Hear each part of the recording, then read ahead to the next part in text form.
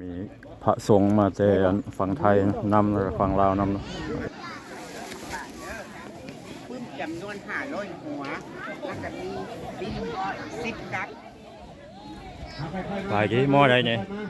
มอสี่เย็นประตูพนมอุปกรณ์การกีฬาเอาเป็นธงไหมก่อนแอนเบิร์ดนั่นแหละเนาะลูกจะเห็ดเด้อสัญญาณนั้นไม่เท่าก่อนสิเป็นผู้ดี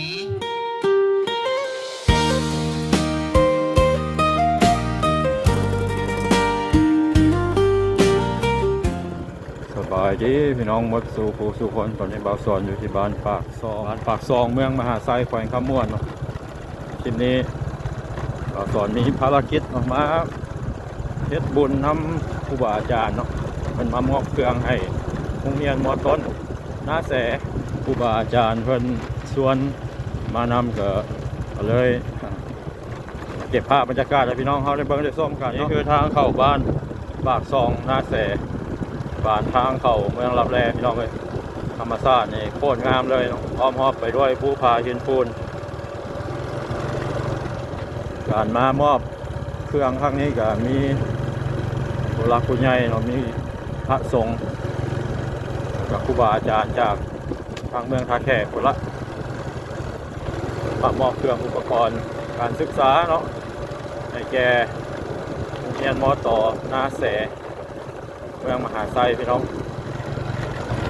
บ้านทางเข้าเมืองรับแลอีหลีพี่น้องมันงามขนาดมายามแรงมายามฝนแห้งสิงาม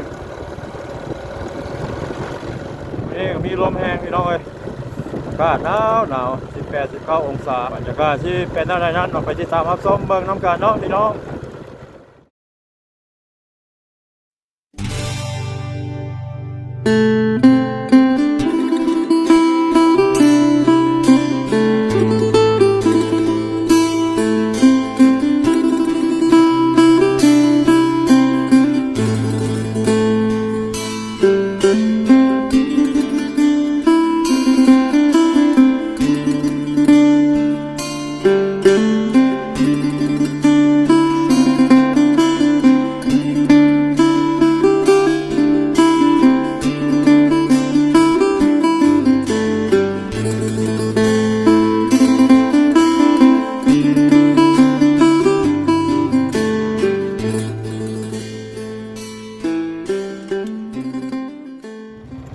บ้านปากซองพี่น้องพร้อมไปด้วยภูเขาหินปูนสวยงามขนาดต่อมาเขตนี้จะมีอยู่2 บ้าน 3 บ้านเนาะปากซองนาแสแล้วก็หนองป่ามันข้างหน้านี่เป็นบ้านนาแสบ้านปากซองกับนาแสเนี่ยกับบ้านใหญ่พอๆกันเป็นบ้านของพี่น้องเผ่าผู้ไทยที่ก็เป็นบ้านปากซองพี่น้องเลยมีทางเข้า2 ทางคือเข้าทางเมืองมหาไซและเข้าทางบ้านนาสะอาดเมืองท่าแขกโรงเรียนมอต่อหน้าแสบ้านนี้พี่น้องเลยเตรียมไปมอบเครื่องเนาะวันนี้รถขบวนกำลังขี่ม้าหลังของบ่าวสอนประมาณ 2-3 คัน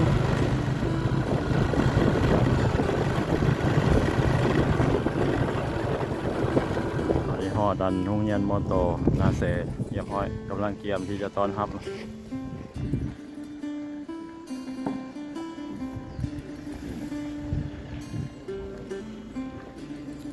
มีพระสงฆ์มาแต่ฝั่งไทยนำแล้วก็ฝั่งลาวนำเนาะ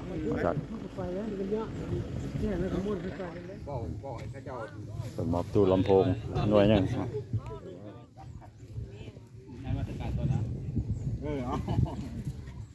นี่เพิ่นว่าให้จับให้ฉลองใหม่เพิ่นแน่เพิ่นถวายองค์ตัวแฝงโอ้ถวายเพิ่นเอามาถวายองค์ตัวแฝงพระอาจารย์พรทิพย์เพลงพรหมจันทร์พัดห้องประธานอปสแขวงขมวนเนาะฮัลโหลโอ้บรรยากาศดีธรรมชาติงามเนาะบ้านนาแสตัวนี้มันกำลังเตรียมที่จะสั่นเข้าไปทั้งปฐมและมัธยมเป็นได้ไม่สมบูรณ์หนทางมาสบายอยู่บ่บ่อยากได้ฮอกบ่อยากฮ้อนกับฮ้อนเนาะมาตั้งแต่ ผู้ใดดาตาดียกมือขึ้นผู้ใดเสียมือลงเพื่อนหันละ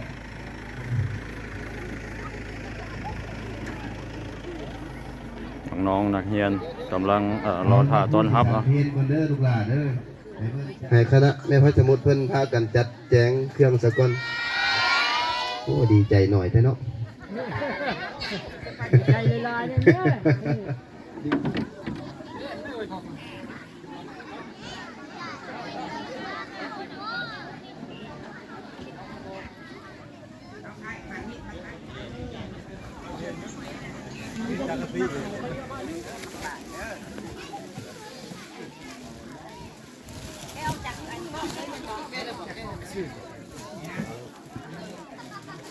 ก็เต็งรถ ปึ้มจำนวน500หัว แล้วก็มีดิน10กัดอย่างลึก100 อันแล้วก็แม่บรรทัดพร้อมนะก็มีมักบานเตะอยู่ใส่มักบานเตะมักบานเตะ5หน่วยเนาะที่ว่าได้มาบริจาคเครื่องนี้ข้าพเจ้าบ่มีหยังเขาคอยใส่ให้พรพระเฒ่าที่มีเซอร์พร้อมด้วยคณะจงมีแต่ความสุขความเจริญทุกกายทุกใจตลอดไปนะอันนี้มักบานเต้พึ่งบึงแล้วก็ขอขอบใจน้ำพระเฒ่าที่มีเซอร์ขอขอบใจน้ำผ่านเรียนทองแล้วก็คนเฒ่าทริกบริษัททนายควรเนาะแล้วก็บ่มีหยังจะขอให้ท่านจงมีแต่ความสุขความเจริญทุกกายทุกใจตลอดไปเพื่อเมื่อการกล่าวคำปัจจัยนิดหน่อย คนอื่นละยันทางมีใครสมัยใครสมมติเนาะ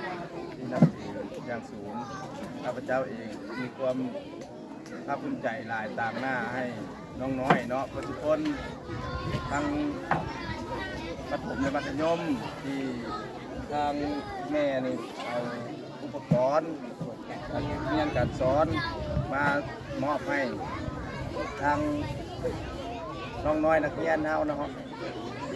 ข้าพเจ้าเองเมียเพิ่นขอให้อยู่ดีมีแห้งสุขภาพแข็งแรงยาวเนาะแล้วก็ มานี่เป็นผู้วงมานี่เป็นผู้เป็นแฟนของคนไทย ผู้ทำหลัก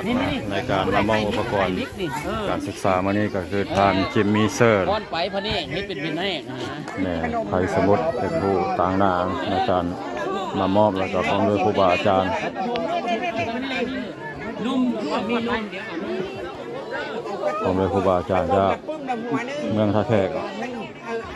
อันดิการนึงอันนี้ หลายกี่หม้อใดเนี่ยหม้อสี่อันนี้หม้อใดเนี่ยหม้ออย่างหม้อสี่หม้อสามด้วยใช่หม้อสามก็มีบ่โอ้หม้อสามมีแถวนี้หม้อสองอยู่คนเนาะ เป็นเครื่องหัดดินหลวงปู่ภูพานขนาดนอกวัดโนนสวรรค์ผู้นี้ขนมกามีอุปกรณ์กีฬาได้ที่31ผู้ใดเฮียนเก่งได้ก็ได้ลูกหลานเราของหลวงตาอยู่สกลนครนั่นแหละเอาจังหน่อยเด้ออันนี้กายายเนาะเป็นกำลังไปบ่ให้แตกเดียวเด้อบ่ให้ญาติกันเด้อถ้าบ่ให้ญาติกันเสียวขึ้นเมื่อได้บ่ให้ได้เฮ็ดบ่ได้จะแท้กันก็ได้เอานกเมื่อสักก้อนเอาเงินเอาน้ำปัจจัยนกสักก้อนลูกในการตอนนี้ทางนี้จะกำลังจัดเครื่องเนาะทางนี้กำลังจัดเครื่องเห็นลูกเห็นหลานแล้วก็มีความยินดีมันใจหลานน้อยก็มาเรียนตู้ขนมอุปกรณ์การกีฬาตอนมาน่ะยิ้มตอนมายิ้มง่ายเนาะตอนเมื่อยิ้มยากก็หิวเข่าเนี่ย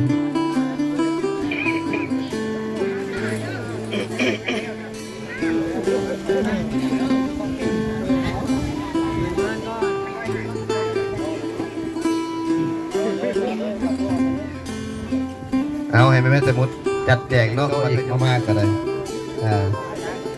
มาเป็นได้ครูบาอาจารย์แม่ โดยแจกให้ครูอาจารย์พร้อมเนาะแจกนักเรียนแล้วก็ต้องแจกครูอาจารย์ให้มากๆกันเลยแจกกัน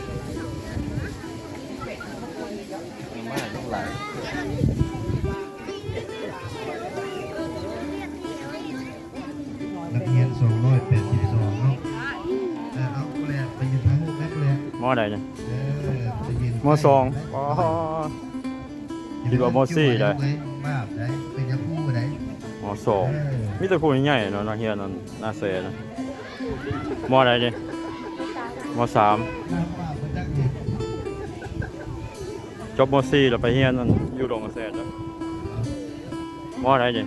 มสี่ปะ เครื่องยาคูไปได้เฮ็ดเก่ง อ๋อที่ว่ามเจ็ดเลย เก่งแล้วนะ ก็ยอก จะไปนอนหมูนได้ไปนอนหมูน มีแต่ผู้ใหญ่ๆเนาะ แบดมินตันละตีใส่ก็ได้แบดมินตันเนาะมาที่ดอกปีกไก่มีฟุตบอลมีวอลเลย์บอลมีแบดมินตันเนาะ ให้บ้านเฮ็ดของพันได้ พ่อกับเราอันนี้แบดมินตันอุปกรณ์กีฬาบักบานเนาะงานในการมอบนับอุปกรณ์กีฬาต่างๆ นี่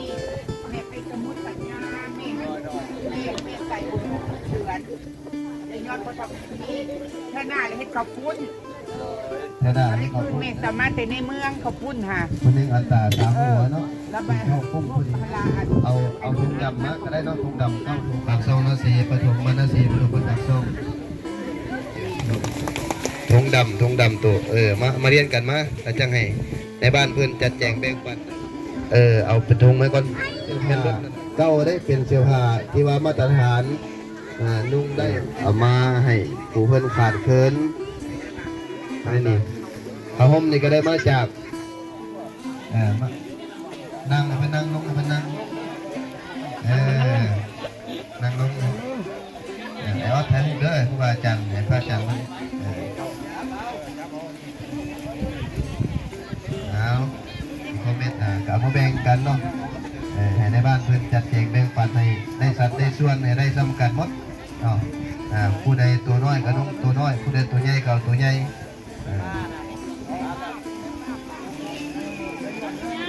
ผมไม่ได้มาบ่ไม่ได้มากับพ่อนี่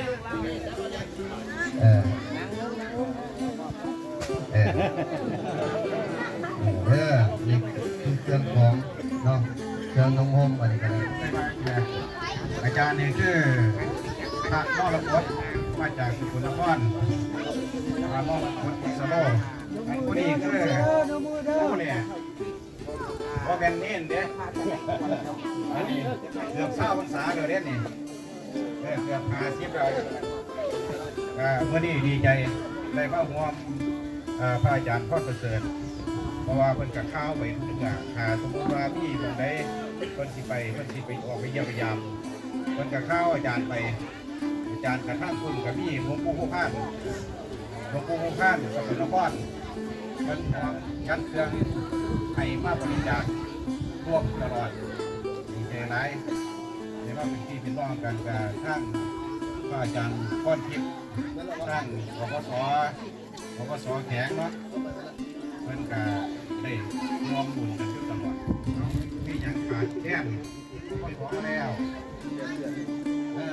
ก็เลยสิให้เพิ่นให้ปปสมันเอาไปใส่กับกระดิ่งข้างไว้เด้อลำโพงแบบนี้ละ3 โรงเรียนน้อยอยู่ดีท่านทวีเสียแล้วเสียวง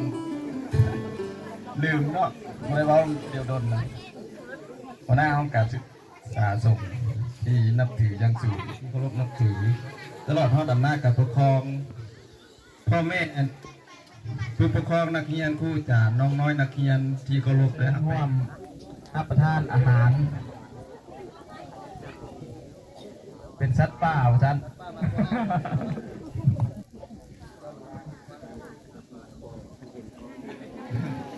ลูกนั่งล้มลูกแม่ที่ไทยมายืนอะไรยืนนั่งลงยกเครื่องขึ้นนั่งลงเอายกโอ้1 2 3วันทูที่ยกเครื่องขึ้นเอาเก็บภาพรวมไว้เนาะเป็นที่ระลึกได้นี่ได้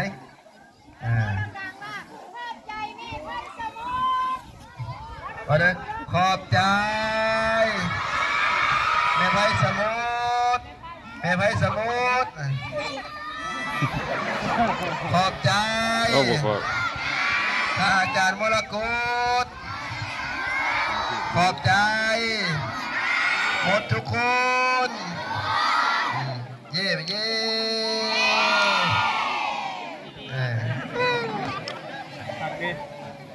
หันลูกจะเห็ดเด้อสัญญาณนั้นไม่เท่าก่อนสิเป็นผู้ดีคันบ้านสั้นละเดือนหน้าไม่เท่าสัญญาณนั้นพวกเจ้าลูกการไม่เท่าสิเลี้ยงเขาพุ่นพวกเจ้าเด้อ ที่มอบอุปกรณ์การศึกษาหรือว่ามอบเครื่องของให้แก่นักเรียนประถมและมัธยม มัธยมตอนต้นปากซองนาแสก็สำเร็จเสร็จสิ้นลงเนาะพี่น้องตอนนี้เด็กๆก็พากันกลับบ้านกับเพื่อนเด็กน้อยพากันดีใจขนาดจากการ โอ้เอาเครื่องนี้ออกก่อนซะมะนี่ก่อน นำพาของท่านอาจารย์พระอาจารย์พลชิพเองผมอาจารย์ห้องประธานอปสแขวงคำม่วนพร้อมด้วยพระอาจารย์มรกตมาจากจังหวัดสกลนครแล้วก็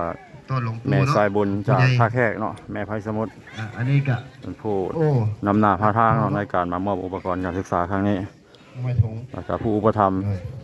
นี่ก็ได้นี่ก็เอาวะ ฮันเซอร์จิมมี่ที่อยู่ทางต่างประเทศ เอาเลย นอกจากมอบเครื่องของแล้วก็มีการรับประทานอาหารเที่ยงเนาะเปิดตอนครับ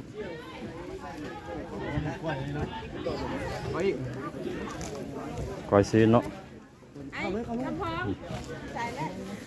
เอาเข้าจานนี้ก่อนเชิญรับประทานอาหารเที่ยงเข้าไหมนั่งไหม บ้านให้ทาง มาเด้อเข้าเด้อเข้าได้บ่ได้เฮาได้ พระสงฆ์เพิ่นสั่นก่อนแล้วเนาะตอนนี้กาย12 โมงไปแล้วเป็นหน่อไม้ อันนี้บ้านหนองพื้นี่บ้านหนองพื้นี่หนองเมียเดินทางนี้ก็ได้นี่ใกล้ลาบหนูวะ พิธีมอบเครื่องของเนาะการต้อนรับก็ถือว่าสำเร็จเสร็จสิ้นลงพี่น้องเลยมาวันนี้ขออนุญาตปิดคลิปนี้ไว้ซ้ำนี้ก่อนเด้อเนาะทีมหน้าพบกันใหม่สบายดี